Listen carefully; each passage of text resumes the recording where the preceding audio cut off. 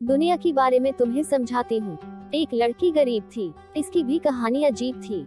माँ बाप बीमार रहते, बीमारी का कष्ट सहते। माँ बाप को लड़की की शादी की चिंता होती।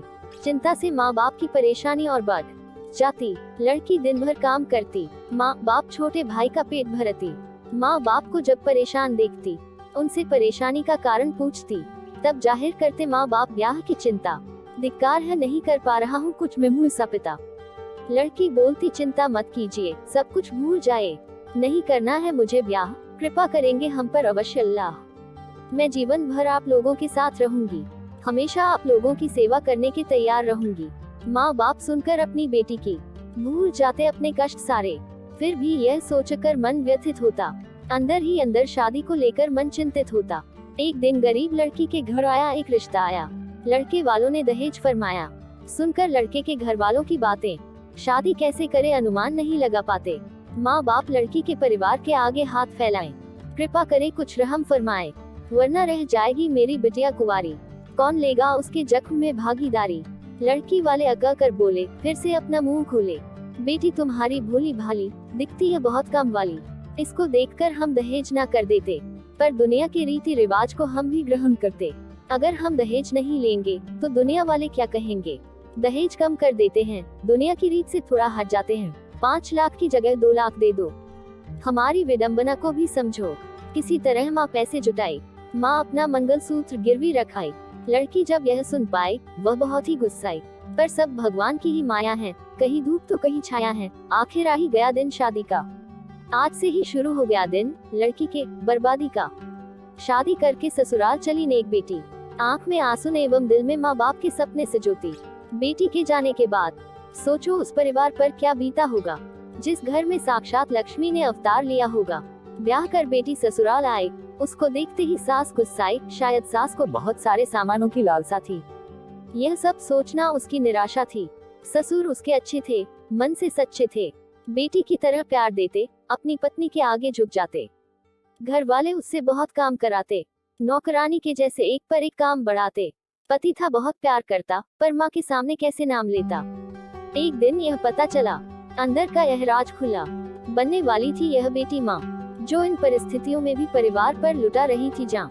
सास को जब यह पता चला, खुशी की उसके ठिकाना ना रहा, करने लगी बहू पर रहम, कर दी उससे नफरत थोड़ा कम।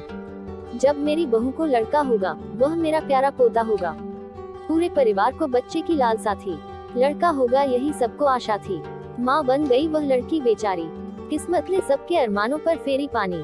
माँ ने एक सुंदर सी बेटी को जन्म दिया, बच्ची का इस दुनिया में आगमन हुआ। घृणा करने लगे सब, उससे नफरत करने लगे।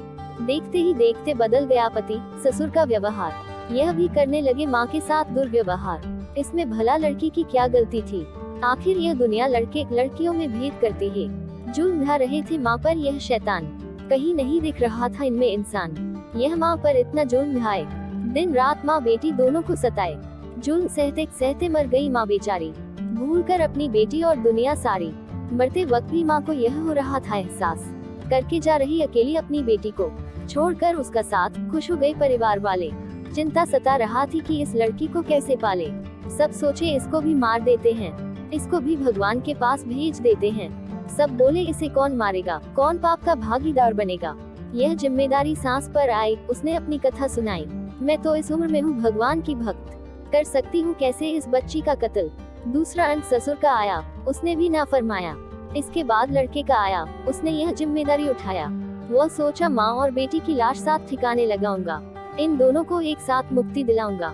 वह मारने के लिए कमरे में पहुंचा, बच्ची का रोता चेहरा देखा। वह अपनी माँ को देखकर रो रही थी, शायद उसे भी अनुभव था कि वह अपनी माँ को खो रही थी। यह देखकर पति का दिल दहला, बच्ची को देखकर उसका मन बदला।